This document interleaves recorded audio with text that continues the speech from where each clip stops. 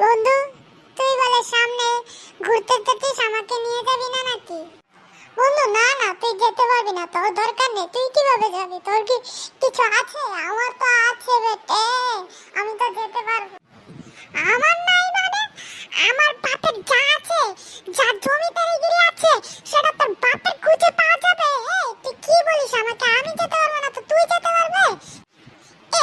আসতে কোথা থেকে যাবে? তাহলে পারলে তো, যদি এতই টাকা থাকে আমাকে নিয়ে যা। তোর তো এই টাকা থাকবে না, কার কি থাকবে? তোর তো ওই টাকাই থাকবে যে তুই নিজে যেতে পারবি।